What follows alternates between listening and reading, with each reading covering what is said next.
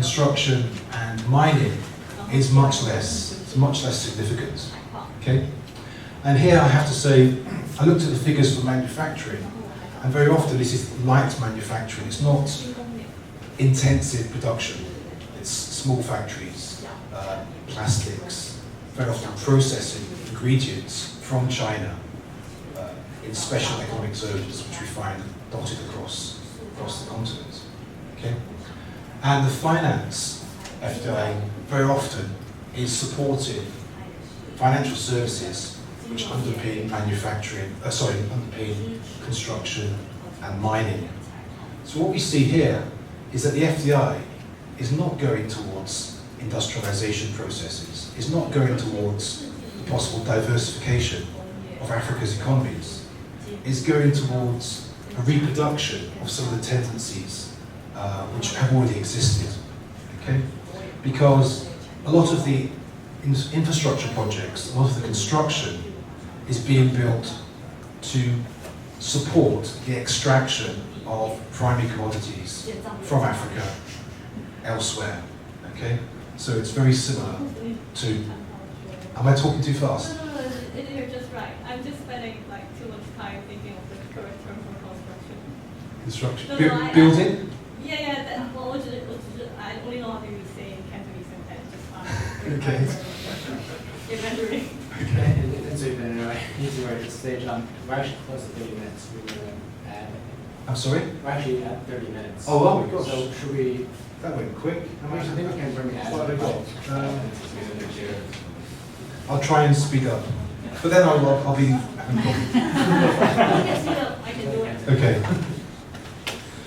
So one of the interesting things which we've seen as a result of this FDI is now that China, in some countries, controls about 50% of the real estate and the engineering, procurement and construction markets across Africa. Okay? So now the Chinese are very much, Chinese companies are very much in control of construction in many African countries. So if you go to Ethiopia, for example, which previously the construction companies came from Italy, nowadays they're all Chinese. Everything's Chinese pretty much. Okay. Now what this does, of course, is this allows the transfer of the oversupply of cement, of steel, of all the other construction materials into these projects, which are part and parcel of the Belt and Road.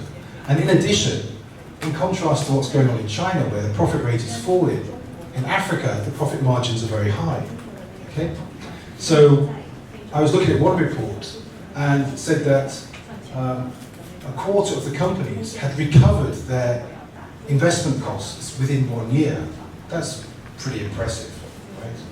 And nearly 1/3 of the Chinese companies reported back in 2015 that the profit margin operating in Africa was about 20%. Okay?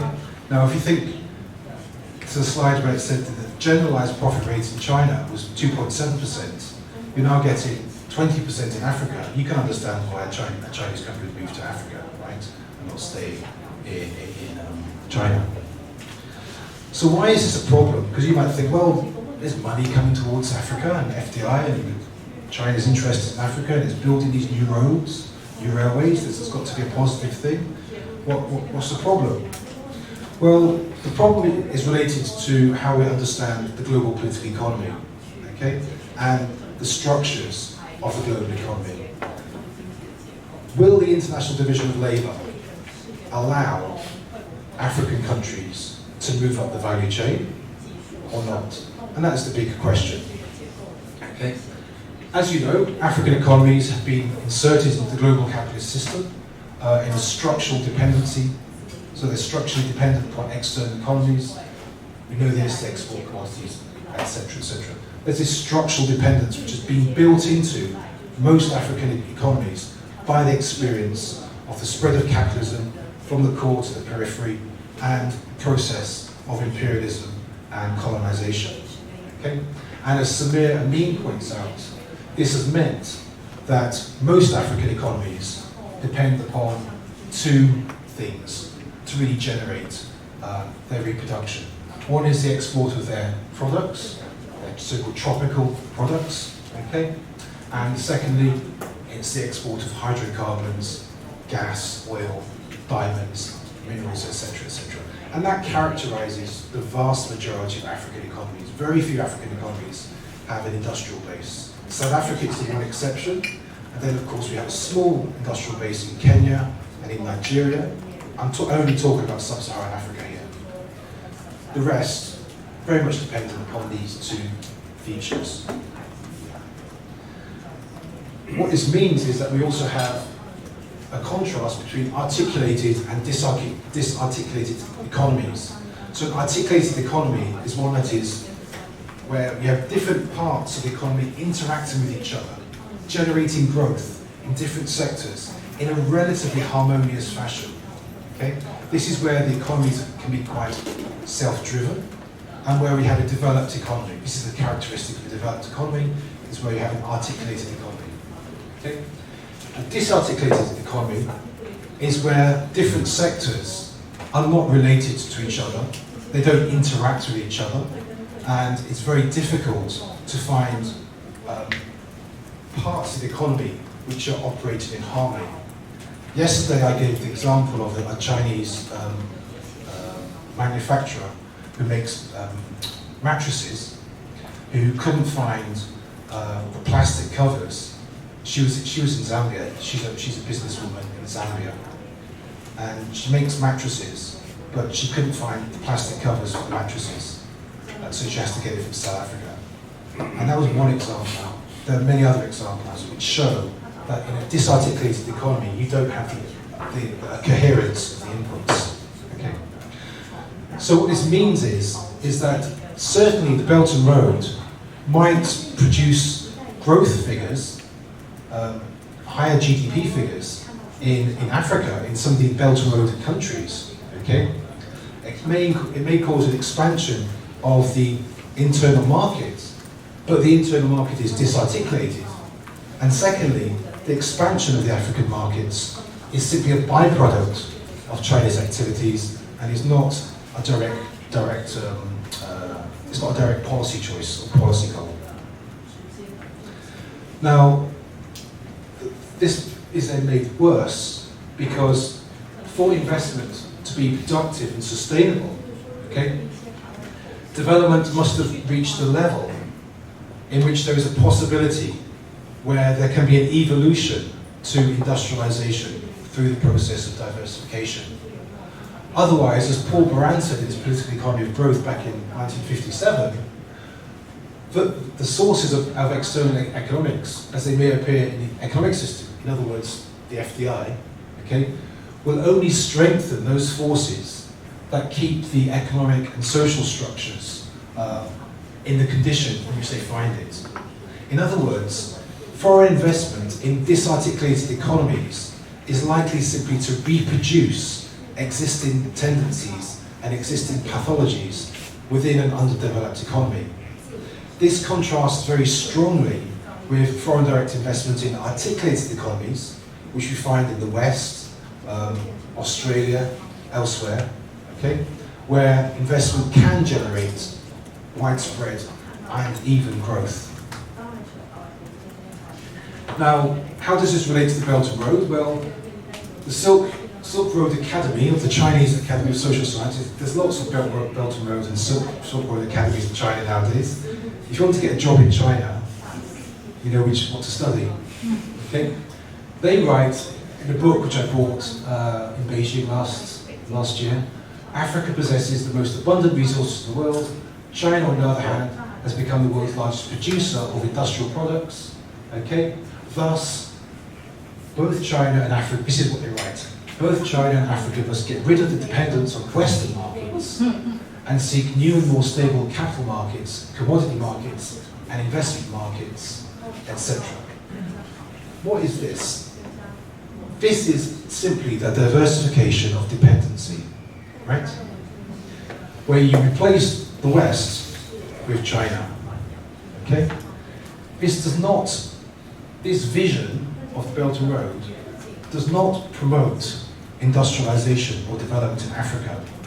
It simply promotes, I would argue, Chinese interests, okay, rather than African interests. So this upgrading of cooperation mode, which is bad English, is simply the diversification of Africa's dependency. Now, if you are critical of European powers and their legacy in Africa, which I'm sure all of us are, you could say it's a good thing that the Europeans are losing influence in Africa. But the question is, what's being replaced? Okay? Is it better than the European neo-colonial mode? And that's the big question, isn't it? So much of the interest in Africa, I would argue, under the Belt and Road, threatens to deepen some of the problems of African underdevelopment, rather than provide a solution. And what we've seen with the rise of China in Africa, which is really since about 2000, we have not seen any real structural change in the nature of African economies. Okay? And so the argument in my paper is that the spatial temporal fix is simply potentially going to reproduce problems which are already existing and possibly make them worse, although it's too early to say, I think. Another issue is that the Belt and Road is a spatial thing. As I mentioned, most investment through the Belt and Road in Africa is on the east. So the danger here is that Chinese investment might also reproduce and generate underdevelopment and uneven development. Okay? In other words, those countries which are useful for China in the Belt and Road on the east will get more attention. That's good for them, possibly good for them, although I'm very critical of that potential. But those countries which are not part of the Belt and Road, we're going to see an uneven development. And uneven development, of course, is a characteristic which was a legacy of colonization. This might be reproduced. So, I'll finish. During the initial stages of growth, you have investment opportunities. So in Africa, of course, primitive accumulation is the first opportunity that happened colonization. But the investment opportunities are quite abundant in the initial stage, right? As we build roads, new railways, etc. But this is quite short-lived because of the nature of the economies in Africa, that they're disarticulated. Okay? So when the early opportunities are exhausted, right, capital then starts to flow elsewhere. So they're not going to stick around in Africa because the investment opportunities are actually quite limited because of the nature of the economies there. Okay? And for the investment to stay and spread throughout and entrench itself, it's dependent upon having an integrated economic system. In other words, having an articulated economies. And that's something which Africa lacks. So, the Belt and Road is, as far as I'm concerned, China's strategy to solve its domestic contradictions of overcapacity and overaccumulation of capital. Okay? I would argue that the diversification of dependency is not a coherent project for Africa and can simply reproduce problems we already know about. Thirdly, the spatial temporal fix is temporary anyway in nature and will be exhausted. Okay? It will eventually run out of steam, as it says. So the point of the paper is basically this. For Africa to reproduce and deepen its own dependency, okay, and its underdevelopment, as well as promote further uneven development, okay, as some sort of footnote to China's own internal contradictions, may well produce another African false start. Okay? So rather than celebrate the Belt and Road, which is what some of the Chinese academics do, the names I mentioned at the start, I think we need to be a bit more analytical and critical. This is not to say that there are not positives of the Belt and Road, but we have to be more critical. And so I guess questions, but I think we'll have questions afterwards, won't we? But yeah, there is in short no spatial fix that contain the contradictions of capitalism. Okay? Thank you.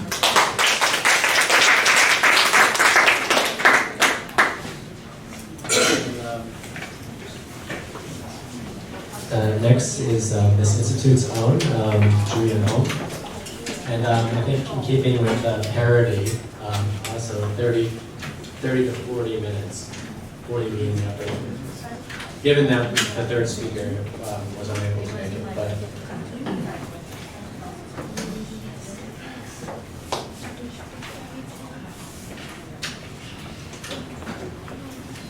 Good afternoon. Let me first explain. 大声一点吗？ Okay. Let me explain the possible awkwardness of my paper. Of course, I finished it all in hurry this morning about 5 o'clock, and then I take the between session breaks to produce my PowerPoint. But yeah, it's not an excuse, but I need to explain that because until about 2 weeks ago, I thought my role for this workshop was to serve as an interlocutor for the unhappy. And then 2 weeks ago, the organizer, Alan Chen, asked me to give him a subject title of an independent paper, which I did, but still cannot help that this paper still deeply entrenched dependence on the unhappy subject. So yeah, okay. So I think my paper will have a lot of problems or problematics about the dependency.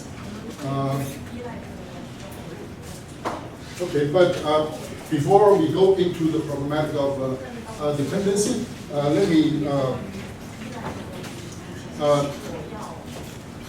let me first state what do I agree with Young Taylor's analysis of BRI and API, which is also the subject of this panel, about this session. Okay? In the first place, I think China's profit rate has fallen since 2007 and has declined dramatically since 2010. This was a very important pretext for the export of capital as a spatial fix. The BRI, as case in point, to find external solution for China's economic crisis of overaccumulation and declining profit.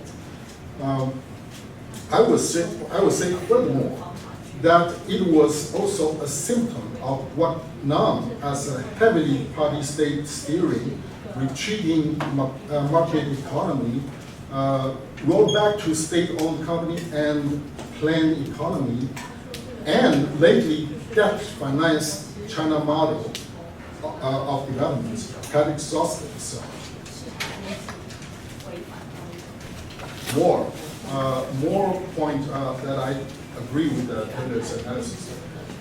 Secondly, the sustainability of BRI financing was a common concern for several reasons.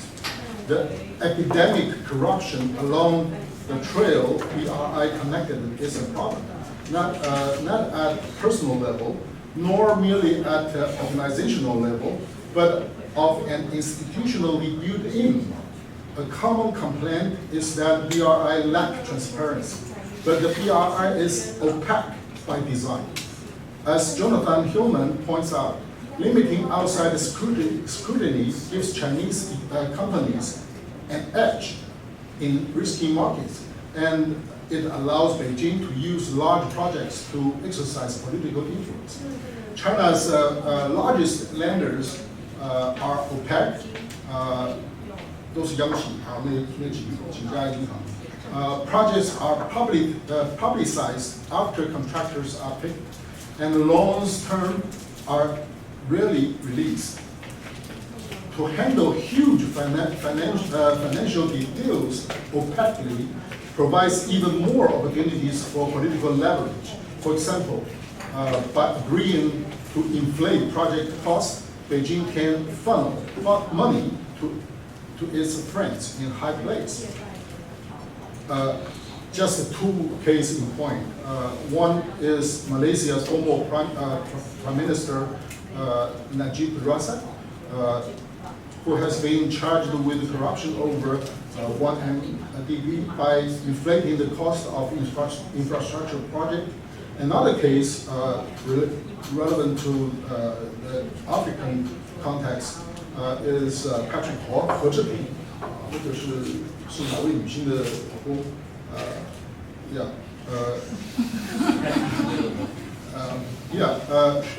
？That's another case of a Belt and Road deal gone wrong. He is He Zhiping, is head of China Energy think tank, was arrested in New York on corruption and money laundering charges, allegedly used his UN connections to attempt multi-million-dollar bribery schemes aimed at securing oil rights in Chad and Uganda. Besides, there's one more point, the notorious phenomenon of ghost city and unfinished, abandoned infrastructure project, illustrate the features of planned economy in China. So China, you see this 烂尾工程 everywhere, large scale. And this feature is the feature. The planned economy is exported to the BRI project. The state-owned construction corporation often compulsorily taking bits out of political and strategical objectives that trump the market economy rules. But this approach is actually risky when projects are poorly chosen out of political or corrupt considerations. They do not generate sufficient return. Recipients often struggle to pay back loans. Scandals reveal the true beneficiaries of these deals, and popular resentment grows. That trap, diplomacy has become a pervasive concern toward the BRI financing. Unable to pay back Chinese loans, Sri Lanka was forced to give China a 99 years lease in Hambantota port, and this is a model for many other countries concerned. For the Chinese build and financed Quilamba new city in Angola,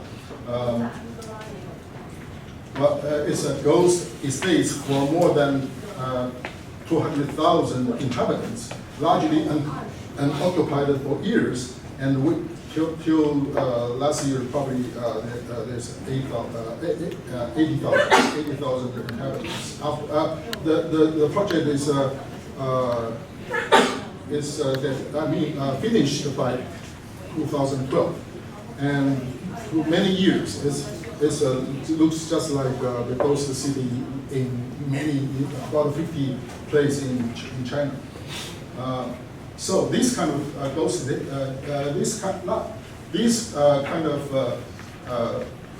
ghost estate are waiting for future affordable middle class, but Angola is repaid with oil.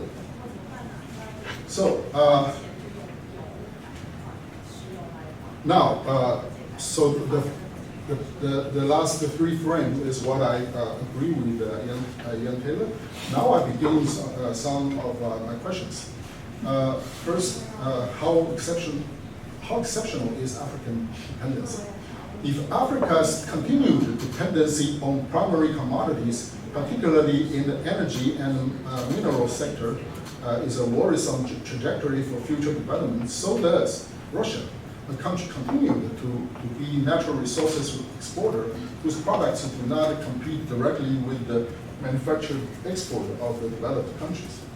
If over the years, African countries have come to rely heavily on China for much of their economic prosperity, so has Australia become increasingly reliant on Chinese money buying its goods and services, which is overwhelmingly its largest export destination and it consumes over 30% of its total exports.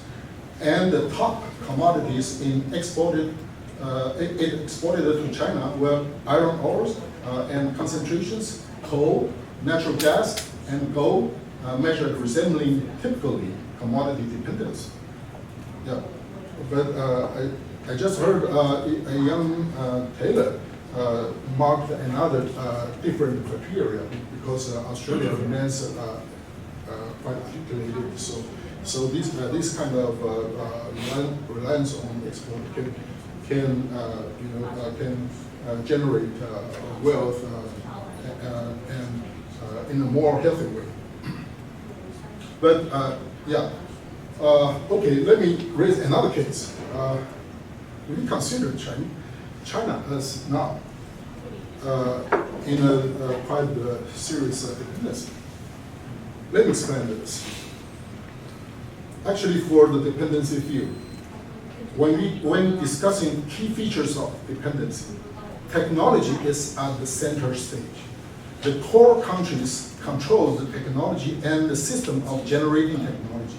Foreign capital could not solve the problem, since it only led to limited transmission of technology, but not the process of innovation itself. For the past 2 years, we learned that China, through a world's second largest economy, remains so fragilely dependent on the advanced technology such as high-functioning microchip. After quarter century of China rising high, we learned from the recent trade war that China is still in its vulnerable place of multiple entrenched dependency on American market for its trade surplus and foreign currency reserve, on American advanced technology for its all-round products, military through commercial, and on the Wall Street finance for its lifeline of foreign capital. So do we consider China today as a dependent? Now, I try to raise a different proposition on rising and dependency.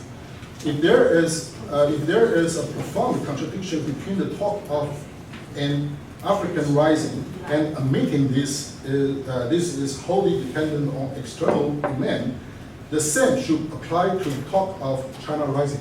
I just quote, except the last clause about China rising.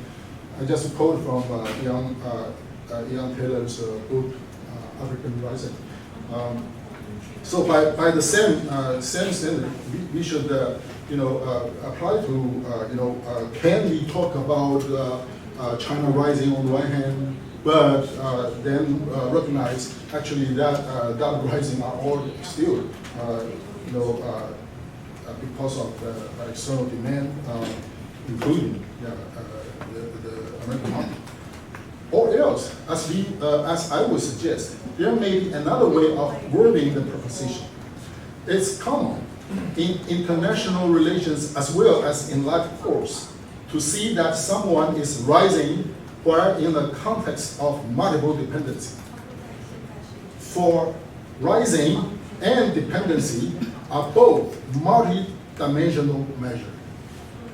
Moreover, dependency and norm are not nominal variables, but a scale of continuity. So, on the problematic of dependency, let me have an excursion to moral philosophy. Martha Nussbaum points out that the John Rawls theory of justice, based on social contract theory, has a fiction as its premise. The parties are being asked to imagine themselves as if they represent citizens who really are fully cooperating over a complete life, and thus as if citizens have no means for care in times of dependency. This fiction obliterates much that characterizes human life and obliterates the continuity between the so-called normal and the people independence. The second, from Alasdair McIntyre, it is most